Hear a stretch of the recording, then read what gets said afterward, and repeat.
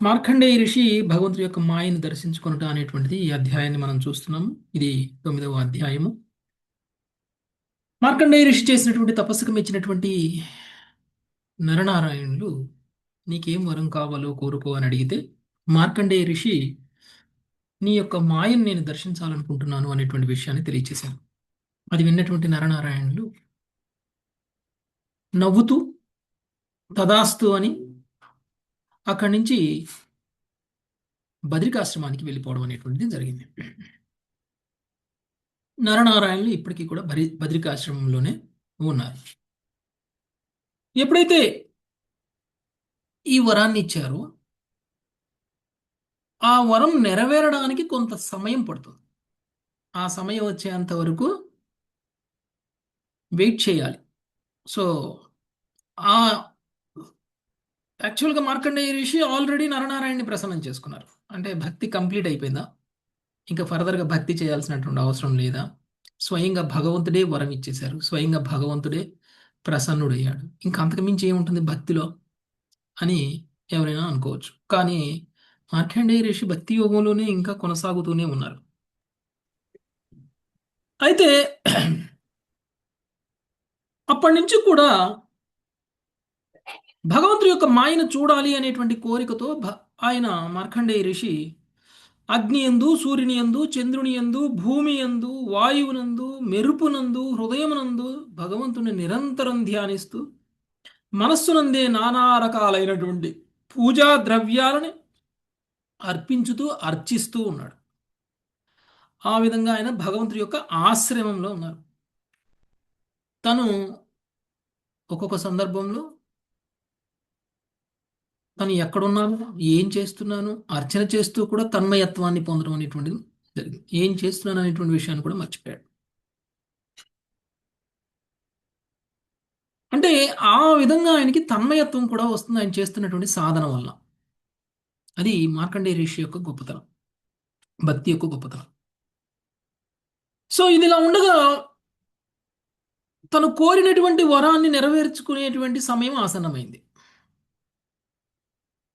ఒకసారి ప్రచండమైనటువంటి వాయువు వీస్తూ ధ్వనిని కలుగచేసింది, భీకరమైనటువంటి ధ్వని. ఆ మేఘాల వలన కలిగినటువంటి మెరుపులతో, ఉరుములతో అన్ని దిక్కులలో కూడా వర్షం కురవడం అనేటువంటిది మొదలైంది.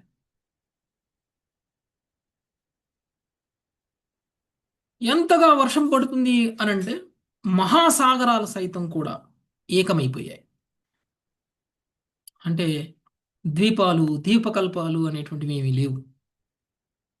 సముద్రాలన్నీ కూడా పొంగి పొర్లుతూ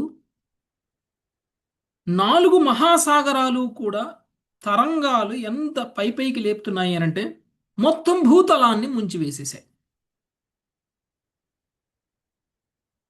సుడిగుండాలు, అమంగళకరమైనటువంటి గర్జనలు ఈ సముద్రం నిండా కూడా నిండిపోయి ఉన్నాయి.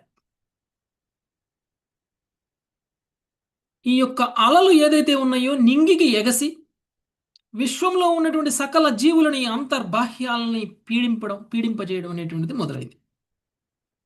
ఇదంతా కూడా మార్కండేయ ఋషి ప్రత్యక్షంగా తన కళ్ళతో చూస్తూ ఉన్నారు. ఇది చూసినటువంటి మార్కండేయ ఋషి భయం పడ్డాడు, భీతుడయ్యాడు. సో మార్కండేయుడు చూస్తూ ఉండగానే మేఘాల నుంచి కురిసేటువంటి వర్షం మొత్తం కూడా సముద్రాన్ని నింపివేస్తే ఆ సముద్రం కూడా ప్రచండ వాయువులతో చెలరేగి తరంగాలతో కూడినదై ధరణి యొక్క ద్వీపాలని, పర్వతాలని, వర్షాలని మొత్తాన్ని కూడా ముంచివేయడం అనేటువంటిది జరిగింది. భూమిని, అంతరిక్షాన్ని, దివిని, దేవతా లోకాలని ముంచివేసింది ఆ వాటర్. సమస్త విశ్వము అన్ని దిక్కులలో మునిగిపోయింది. ఇక మిగిలిందల్లా ఎవరు అనంటే ఒకే ఒక్క జీవుడు. ఎవరు? మార్కండేయుడు. మార్కండేయ ఋషి. ఆ ఆ మార్కండేయ ఋషి ఏం చేయాలో అర్థం కావట్లేదు. ఎటు చూసినా కానీ చీకటిగా కనిపిస్తుంది, ఎటు పోవాలో అర్థం కావట్లేదు, దిక్కులు తెలియట్లేదు. ఆ నీళ్లల్లోనే ఆయన మూగవాని వలె, అందుని వలె తిరుగుతూ ఉన్నాడు. ఓకే. అనంతకాలం పాటు ఈ విధంగా ఆయన ఆ నీళ్లలోనే తిరుగుతూ తిరుగుతూ ఆయనకి ఆకలి దప్పిక రెండూ కలిగాయి. మకర తిమింగళాలతే దాడి చేయబడిన వాయు తరంగాలచే పీడితుడైనటువంటి అతడు తాను పట్టినట్టి దుస్తరముగు అంధకారమును అగమ్యముగా తిరిగెను.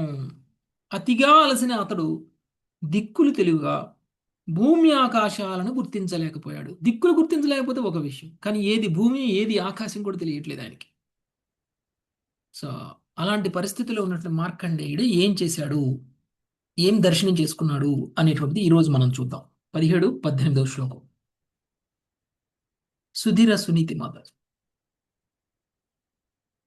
క్వచిన్మగ్నో మహావర్తే తరలైస్థాడిత క్వచిత్.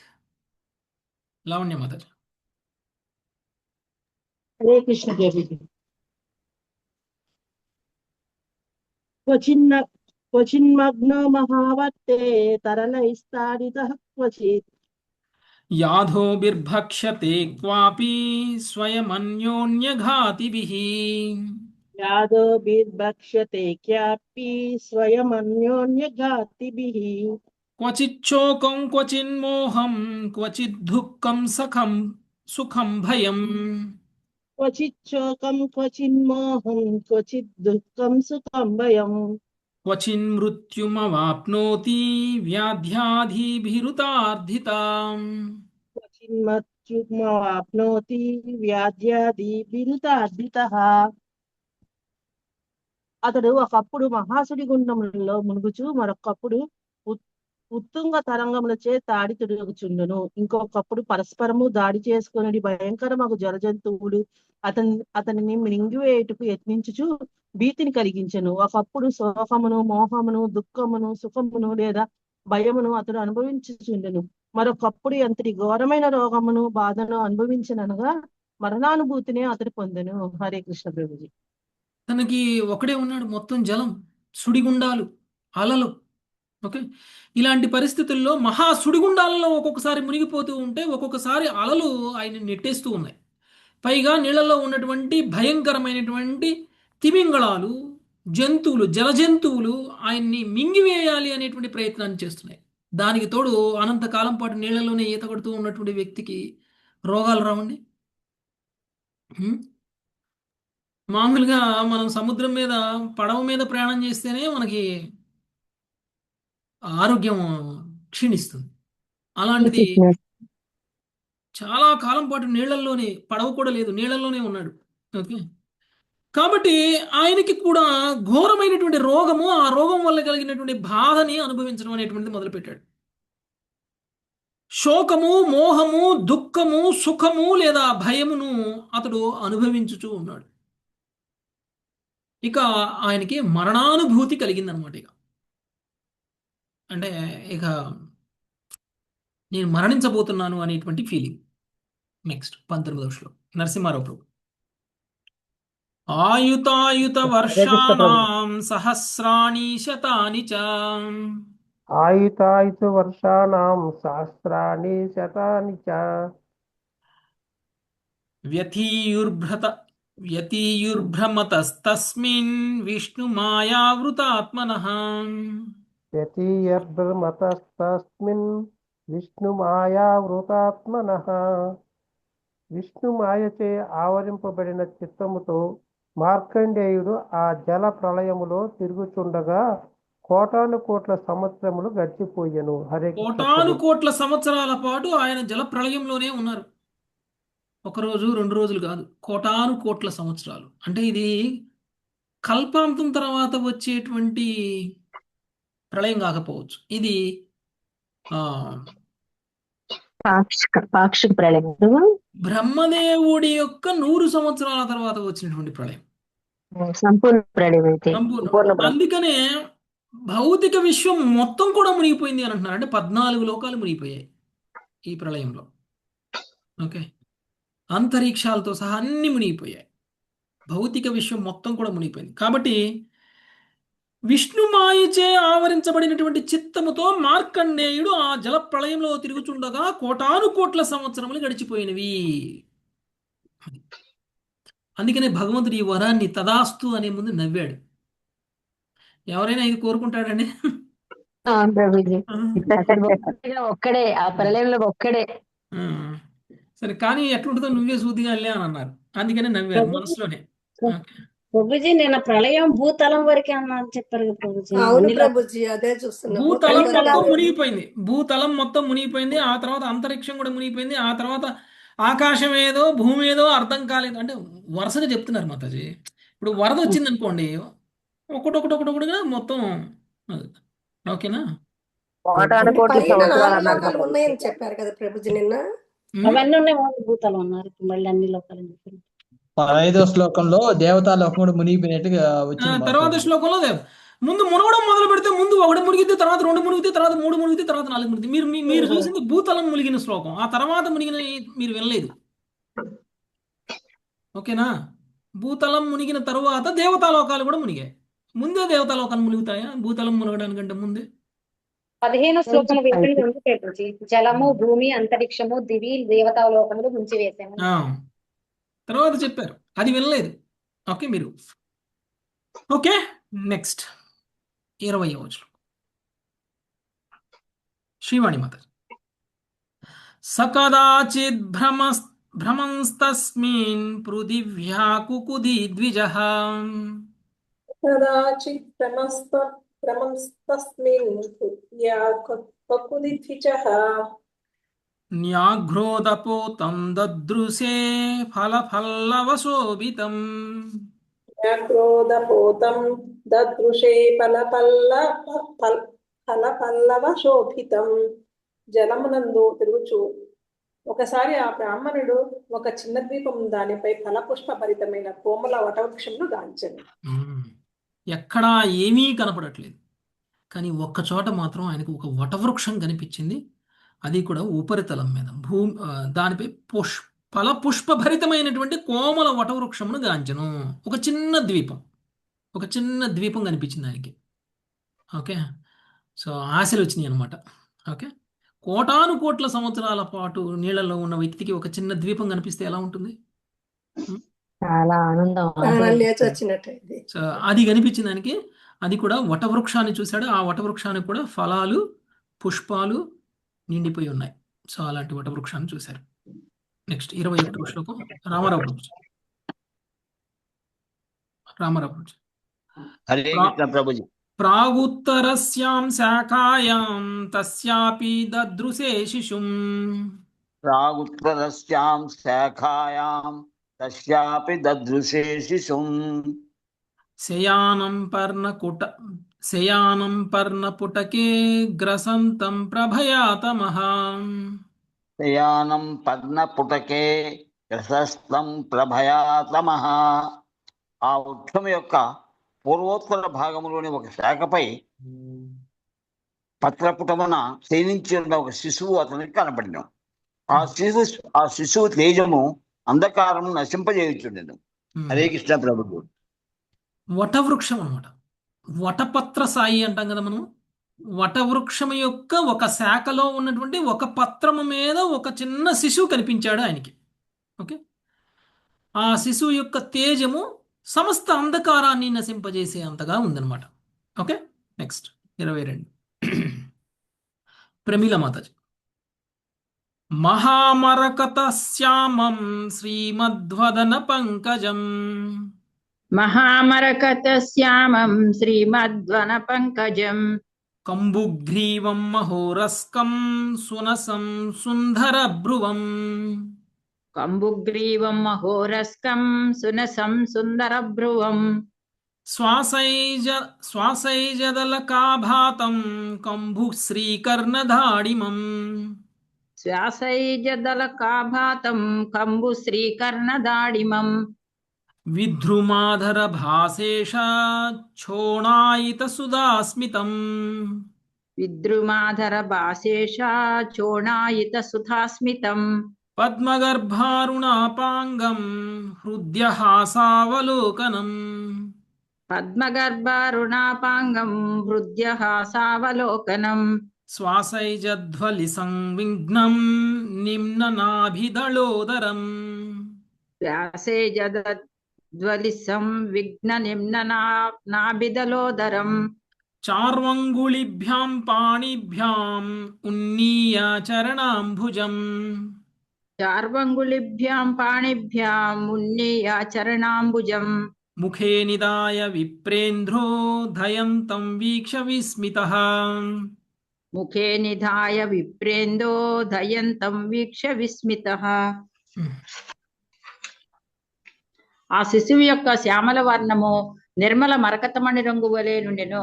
అతని ముఖమండలము సౌందర్య నిధితో శోభిల్లుచుండెను. అతని కంఠము శంఖము వలె రేఖలను కలిగి ఉండెను.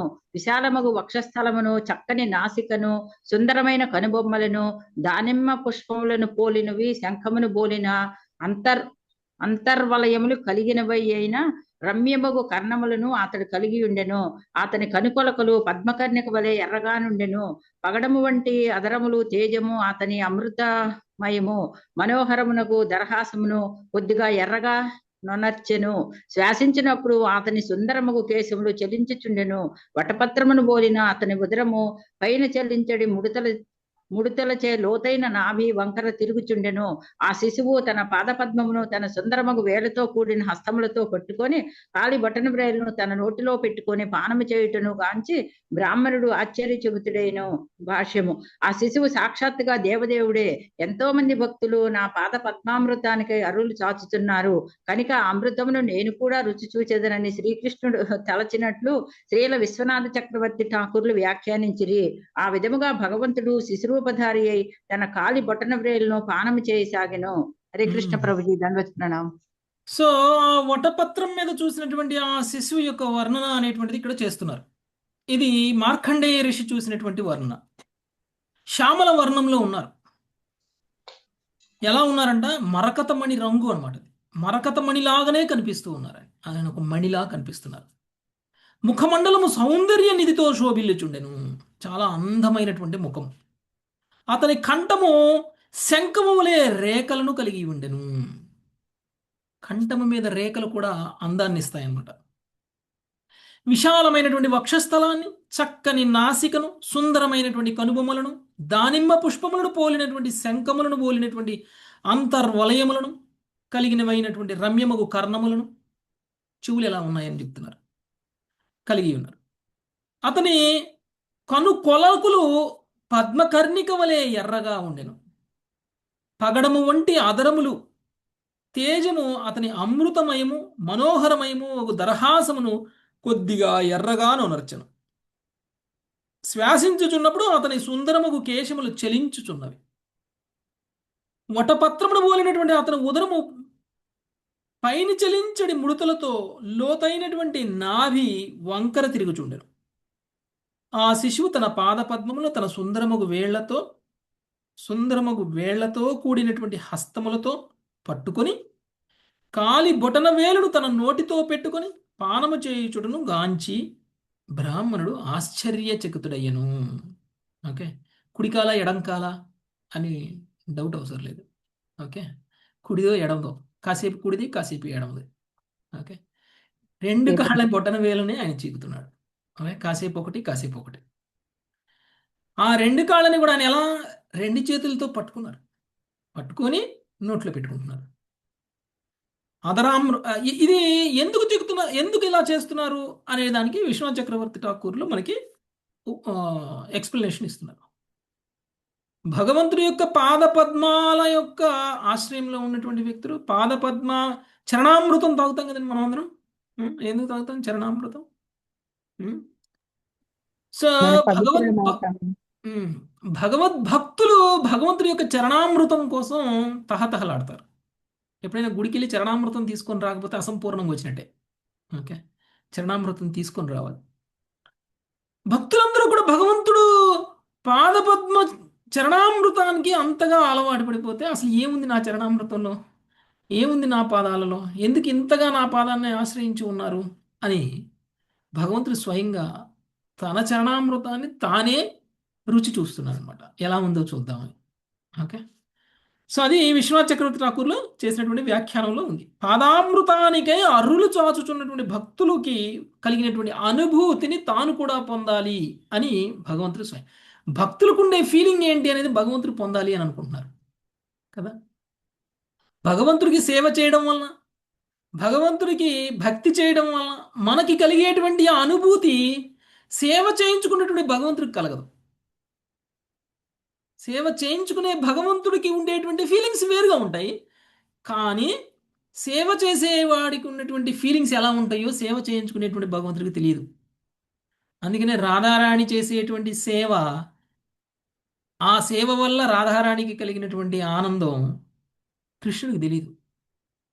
అందుకే చైతన్య మహాప్రభు అందుకనే గారు చెప్పారు. అందుకనే అసలు రాధారాణి ఆనందం ఏంటి, నాకంటే సేవ చేయించుకుంటున్న నేను ఆనందంగా ఉండాల్సింది, సేవ చేస్తున్నటువంటి వాళ్ళు నాకంటే ఎక్కువ ఆనందంగా ఉన్నారేంటి అని వాళ్ళ ఫీలింగ్ నేను ఎలా ఉంటుందో చూడాలి అని భగవంతుడు స్వయంగా రాధారాణి యొక్క భావాన్ని తీసుకొని భక్తుడుగా రావడం అనేటువంటి జరిగింది. అదే చైతన్య మహాప్రభుగా.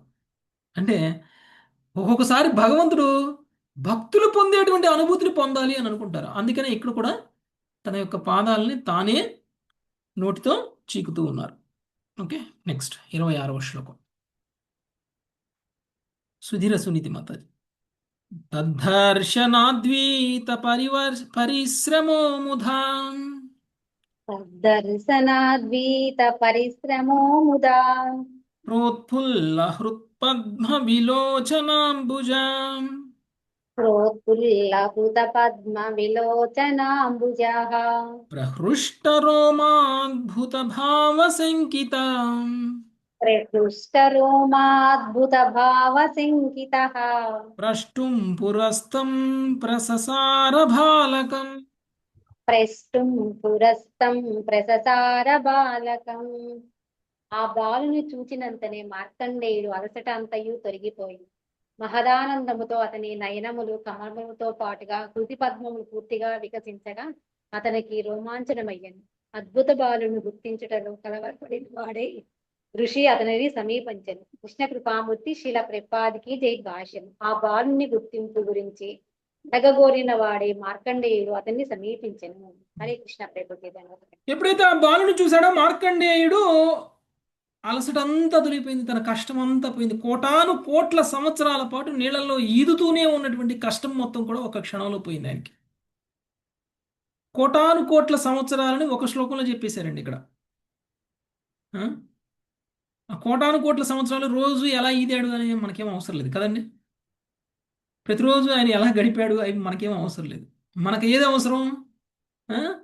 వటపత్ర సాయిలో కృష్ణుడిని దర్శనం చేసుకున్న తర్వాత కృష్ణుడు ఎలా ఉన్నాడు, కృష్ణుడు చూసి ఆయన ఏమనుకున్నాడు, ఆయన కృష్ణుడి దగ్గరికి వెళ్ళి ఏం చేశాడు, కృష్ణుడు ఏం చేశాడు, కృష్ణుడు ఏం చేస్తే మార్కండేయుడికి ఏం అర్థమైంది, ఇది ఇంపార్టెంట్ మనకి. అవునా? అందుకనే ఇదంతా ఒక క్షణంలోనే జరిగింది. కానీ ఈ క్షణంలో జరిగినటువంటి ఈ విషయాన్ని మనకి కొన్ని శ్లోకాల్లో ఎక్స్ప్లెయిన్ చేస్తే కోటాను కోట్లుగా ఆయన నీళ్ళల్లోనే మునిగి తేలుతూ ఉన్నటువంటి విషయాన్ని మాత్రం ఒక శ్లోకంలో చెప్పేశారు. ఓకే, కాబట్టి అదంతా మనకి అప్రస్తుతం, అదంతా మనకి భక్తులకి అదంతా అవసరం లేదు. అందుకని శ్రీమద్ భాగవతం ఎంచుకొని మరి ఏ విషయాన్ని భక్తులకి తెలియచేయాలి, ఏ విషయాన్ని తెలియచేస్తే వాళ్ళు భక్తిలో పురోగమిస్తారు అనేటువంటిది ఎంచుకుని మరీ చెప్పడం జరుగుతుంది. అందుకనే భాగవతంలో ఇవ్వబడినటువంటి ప్రతి శ్లోకం కూడా ఇంపార్టెంట్. ఎందుకు? భాగవతంలో ప్రతి శ్లోకాన్ని కూడా ఎంచుకొని ఇవ్వడం జరిగింది. ఓకే, ఏది అవసరమో అదే ఇవ్వబడింది, అనవసరమైంది ఏది లేదు భాగవతంలో, ఉన్నదంతా అవసరమే. ప్రతి శ్లోకం యొక్క తాత్పర్యము మనకి చాలా చాలా ఇంపార్టెంట్. అది మన యొక్క హృదయాన్ని పరివర్తన తీసుకురాగలిగినటువంటి శ్లోకాలే ప్రతి శ్లోకం కూడా. ఓకే, కాబట్టి ఇక్కడ మార్కండేయుడు ఆశ్చర్యపోయాడు, ఎవరినా అని ఆశ్చర్యపోయి ఇంత అందంగా ఉన్నాడు, తన దగ్గరికి వెళ్ళి తన్నే అడగాలి అని అనుకున్నాడు, తన దగ్గరికి వెళ్ళి తెలుసుకోవాలి అని అనుకున్నాడు ఈ వ్యక్తి ఎవరు అని సమీపించారనమాట బాలుని దగ్గరికి. నెక్స్ట్ 27వ శ్లోకం. సుకోమలి మాతాజీ. తావచ్చిశోర్వై శ్వసితేన భార్గవ తావచ్చిశోర్వై స్వసితేన భార్గవః సోంత శరీరం మశకో యథా విశత్ సోంతః శరీరం మశకో యథా విశత్ తత్రాప్యధోన్యస్తమచష్టకృష్ణశో తత్రాప్యదోన్యస్తమచష్టకృత్స్నశో యథా పురాముహ్యదతీవ విస్మితం. యథా పురాముష్యదతీవ విస్మితః.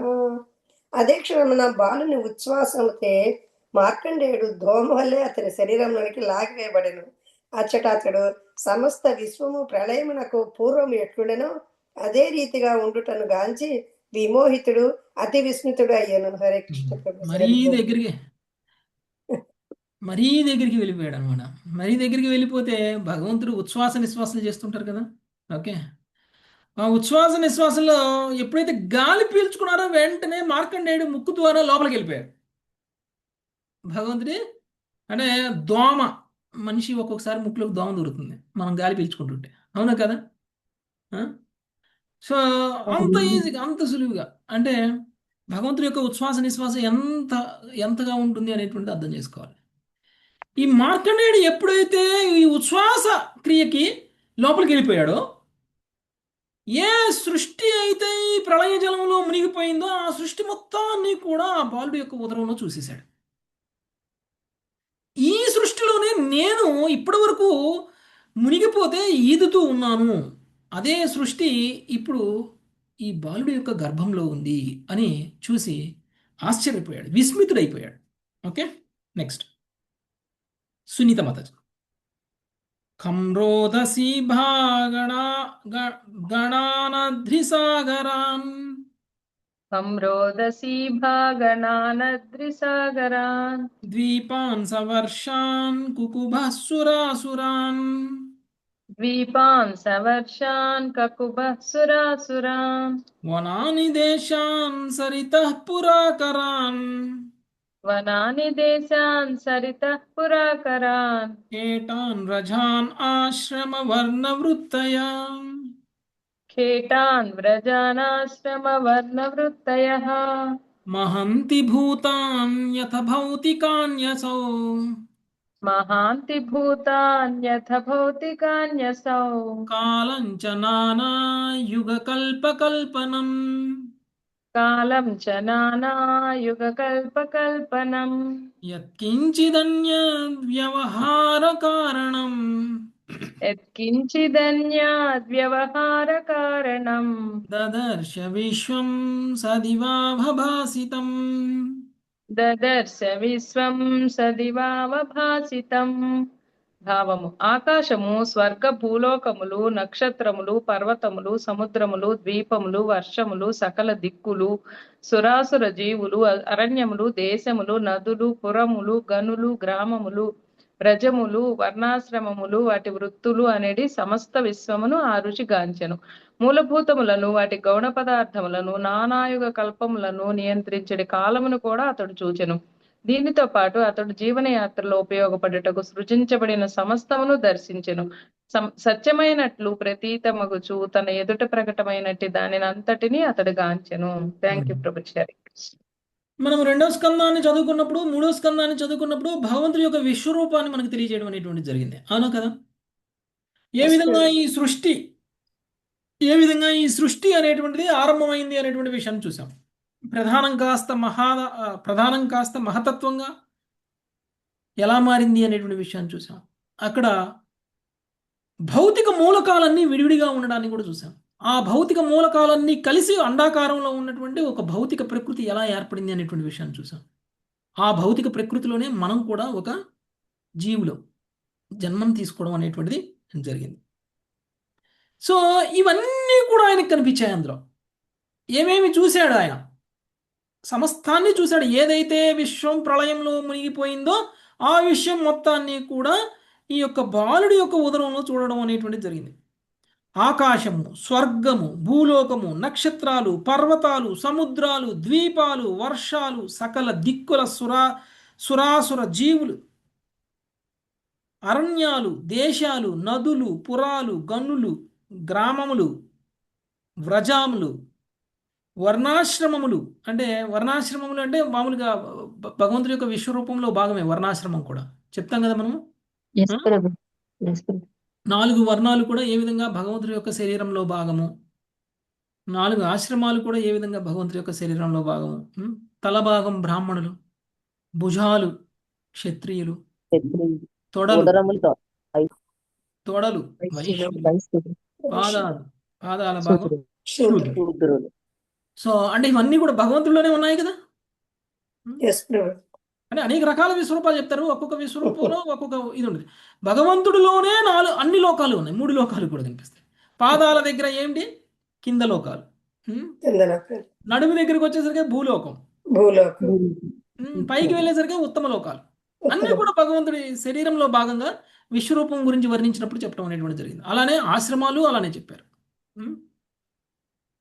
సో ఈ విధంగా ఆయన సమస్తాన్ని చూడగలిగారు. వర్ణాశ్రమాలని, వారి వృత్తులను, సమస్త విశ్వమును ఆ ఋషి చూశారు. ఇంకా మూల భూతములను, మూలభూతాలు అంటే మూలభూతాలు జీవుల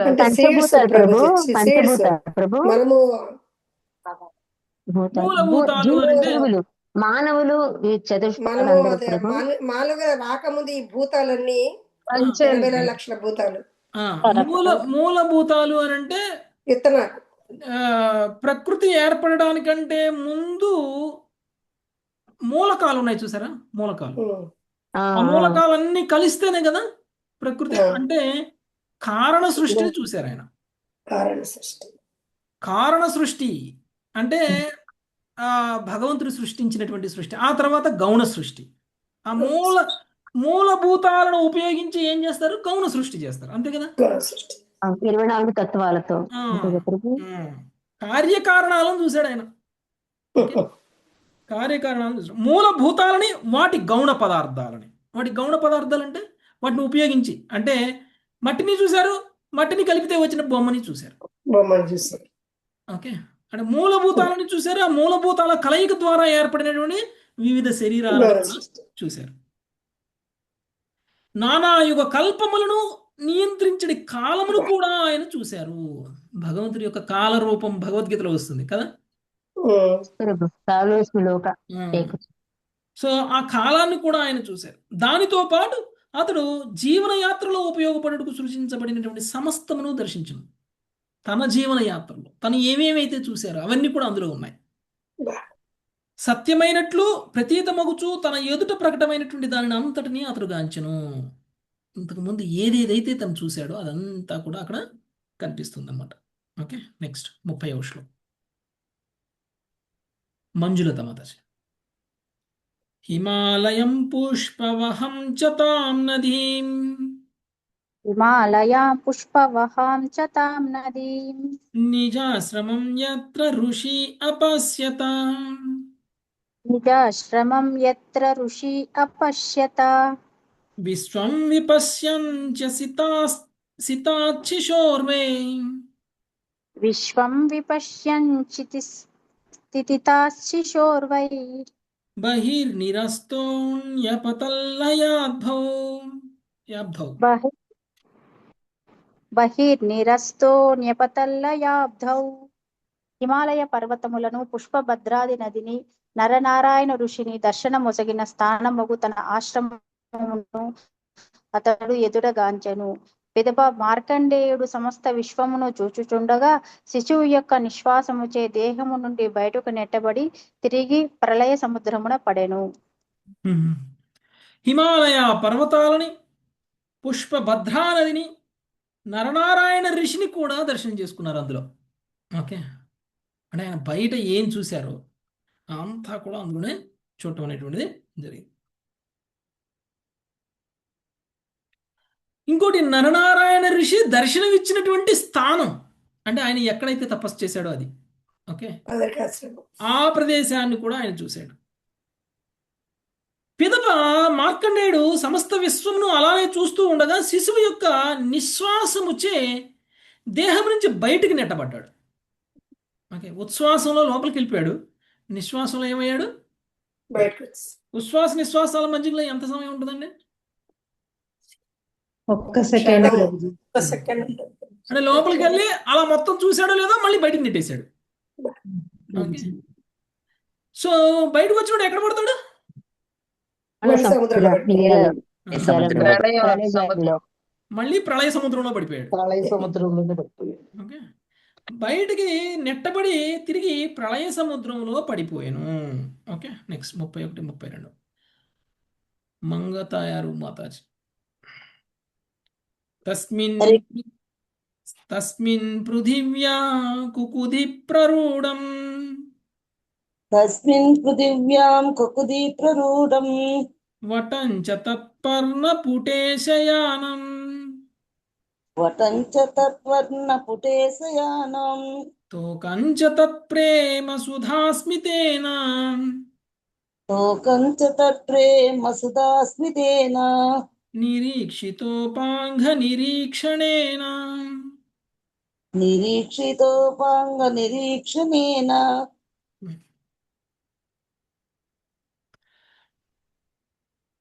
అతతం బాలకం వీక్ష నేత్రాభ్యం దిష్టితం హృది అదతం బాలకం వీక్ష నేత్రాభ్యాం దిష్టితం హృది అభ్యయాదతి సంక్లిష్టః పరిష్వక్తుమదోక్షజం అభ్యాసది సంక్షిప్తః పరిష్వక్తుమదోక్షజం. హరే కృష్ణ. ఆ అపారముకు సముద్రమున చిన్న దీపముపై పెరిగిన వృక్షమును పత్రమునందు శయనించుచున్న శిశువును అతడు తిరిగి గాంచెను. ప్రేమామృతంతో నిండిన దరహాసముతో ఆ శిశువు కనుకొనల నుండి తనను చూడగా మార్కండేయుడు అతనిని తన కన్నుల ద్వారా వృద్ధిలోనికి తీసుకొనెను. అంతటా ఆ ఋషి మిక్కిలి ఉద్విగ్నుడై అదోషుడుగా భగవాను ఆలింగనం చేసుకొనుటకు ముందుకు పరుగుడు తీసెను. కృష్ణ దండవత్ ప్రణామాలు ప్రభుజీ. కన్నుల ద్వారా, ఇందాక ముక్కు ద్వారా లోపలికి తీసుకున్నారు, ఇప్పుడు ఏం చేస్తున్నారు? కన్నులతోటి కన్నులతోటి ఆగ్రహిస్తున్నారు. తీసుకున్నారు. సో ఎప్పుడైతే ఈయన ప్రళయ జలంలో పడిపోయాడో, ప్రళయ జలంలో మళ్ళీ తిరిగి ఆయన వటపత్ర సాయిని దర్శనం చేసుకోవడం అనేటువంటి జరిగింది. అంటే లోపలికి వెళ్ళాడు, మొత్తం విశ్వం మొత్తాన్ని దర్శనం చేసుకున్నాడు, మళ్ళీ బయటికి వచ్చాడు. బయటికి వస్తే ఏం కనిపిస్తుందండి? మళ్ళీ వటపత్ర సాయి కనిపిస్తున్నాడు. ఓకే, అయితే ఈయనని వటపత్ర సాయి కూడా తన కళ్ళతో చూశారు అనేటువంటి విషయాన్ని తెలియజేస్తున్నారు. ఓకే, సో వెంటనే ఆయన మీద ప్రేమ పొంగిపోయింది అనమాట. సో తన దగ్గరికి వెళ్ళి ఆలింగనం చేసుకోవాలని ముందుకు వెళ్ళడం అనేటువంటిది జరిగింది. నెక్స్ట్ 33వ శ్లోకం. ఉమాపతి ప్రభు. తావత్స భగవాన్ సాక్షాత్ యోగాదీశో గుహాశయః తావత్స భగవాన్ సాక్షాత్ యోగదీశో గుహాశయం అంతర్ధదరుషే సద్యో యతే హానీశ నిర్మిత ఋషో సద్యో యథా హానీశ నిర్మిత. అప్పుడు యోగాధీశుడు ఎల్లరి హృదయములందు దాగుకొని ఉన్నవాడు నాకు భగవానుడు అసమర్థుడకు వ్యక్తి యొక్క సకల సిద్ధులు హఠాత్తుగా నశించిన చందమున తత్క్షణమే ఋషి ఎదుట నుండి అదృశ్యుడయ్యను. హరే కృష్ణ ప్రభుజీ. సో ఎప్పుడైతే తాను పరిగెత్తుతూ వటపత్ర సాయిని ఆలింగనం చేసుకోవాలనేటువంటి ప్రయత్నంలో ఉన్నాడో, వెంటనే అక్కడి నుంచి అదృశ్యమైపోవడం అనేటువంటిది జరిగింది వటపత్ర సాయి. సో ఒక్కసారిగా భగవంతుని దర్శనం నుంచి అది అదృశ్యం ఎప్పుడైతే అయిందో అప్పుడు తనకున్నటువంటి సిద్ధులన్నీ ఒక్కసారిగా కోల్పోయినటువంటి ఫీలింగ్ వచ్చేసింది అనమాట. సో అదృశ్యుడయ్యాడు. నెక్స్ట్ 34వ శ్లోకం. శేషరత్నం మాత. తమన్వదావటో బ్రహ్మన్ సలిలం లోక సంప్లవః సమన్వదవటో బ్రహ్మ సలిలం లోక సంప్లవః తిరోధాయ క్షణాదస్య స్వాశ్రమే పూర్వవత్ స్థితః తిరోధాయ క్షణాదస్య శాశ్వమే పూర్వనత్సిప్తః. బ్రాహ్మణ భగవానుడు అంతర్హితుడైన పిమ్మట వటవృక్షము మహాబల జలరాశి విశ్వప్రలములు అన్నీను అదృశ్యమైను. మరుక్షణములో మార్కండేయుడు పూర్వం వలె తన ఆశ్రమను ఉండెను. శ్రీమద్ భాగవతంలోని మార్కండేయ ఋషి భగవన్నామయము దర్శించుటను ద్వాదశ 9వ అధ్యాయం కృష్ణ కృపామూర్తి శ్రీల ఏసి భగవత్ భక్తి వేదాంత స్వామి ప్రభుపాదుల వారి విపునప్రమం శిష్య ప్రణీతము భాష్యము సమాప్తము. హరే కృష్ణ ప్రభు. ఓకే, ఎప్పుడైతే భగవంతుడు అంతర్హితుడు అయిపోయారో అప్పుడు వటవృక్షము, మహాజలరాశి, విశ్వ ప్రళయము అన్నీ కూడా అదృశ్యమైపోయాయి. మరుక్షణంలోనే మార్కండేయుడు పూర్వంలాగానే తన ఆశ్రయంలోనే ఉన్నట్లు కనిపించింది ఆయన. ఓకే, తన ఆశ్రమం ఉంది కదా, తన ఆశ్రమంలో ఉన్నప్పుడు ఇదంతా జరిగింది. ఈ ప్రళయం మొత్తం కూడా ఆయన కోట్ల సంవత్సరాల పాటు ఆయన అందులోనే విధుతూ ఉన్నారు. ఎప్పుడైతే భగవంతుడి మాయని చూపించేశారో, మాయ చూపించడం అయిపోయిన వెంటనే మొత్తం కూడా మళ్ళీపోయి తిరిగి మళ్ళీ తన ఆశ్రమంలోకి తను వచ్చేసాడు. ఓకే, ఒక క్షణం పాటు. సో ఇది భగవంతుడి యొక్క మాయని దర్శించినటువంటి మార్కండేయ ఋషి సంబంధించినటువంటి కథ. ఆ తర్వాత శివపార్వతులు ఏ విధంగా మార్కండేయ ఋషిని ప్రశంసించారు, శ్లాఘించారు అనేటువంటి విషయం మనకి నెక్స్ట్ అధ్యాయంలో వస్తుంది, 10వ అధ్యాయం. అది మనం రేపు చూద్దాం. Thank you very much. Hare Krishna. పంచాకల్పతరుభ్యశ్చ కృపా